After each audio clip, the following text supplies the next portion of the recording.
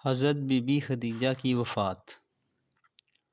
حضور اقدس صلی اللہ علیہ وآلہ وسلم کے قرب مبارک پر ابو طالب کے انتقال کا زخم تازہ ہی تھا کہ ابو طالب کی وفات کے 3 دن یا 5 دن کے بعد حضرت بی بی خدیجہ رضی اللہ تعالیٰ عنہا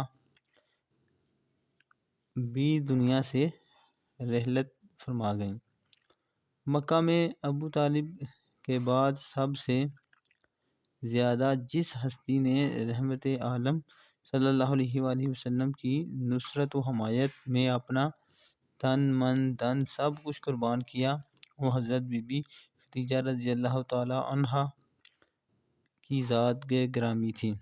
جس وقت دنیا میں کوئی آپ کا مخلص بشیر اور غم خوار نہیں تھا، حضرت بی بی خدیجہ ہی تھیں کہ ہر پریشانی کے موقع پر پوری جانثاری کے ساتھ آپ کی غمخواری اور دلداری کرتی رہتی تھیں۔ اس لیے ابو طالب اور حضرت بی بی خدیجہ رضی اللہ تعالیٰ عنہا دونوں کے وفات سے آپ کے مددگار اور غمگسار دونوں ہی دنیا سے اٹھ گئے، جس سے آپ کے قلب نازک پر اتنا عظیم صدمہ گزرا کہ آپ نے اس سال کا نام عام الحزن یعنی غم کا سال رکھ دیا۔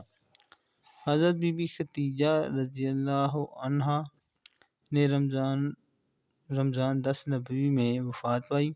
بوقت وفات 65 برس کی عمر تھی۔ مقام ہجون یعنی قبرستان جنت المعلا میں مدفون ہوئیں۔ حضور رحمت عالم صلی اللہ علیہ وآلہ وسلم خود بنفس نفیس ان کی قبر میں اترے اور اپنے مقدس ہاتھوں سے ان کی لاش مبارک کو زمین کے سپرد فرمایا۔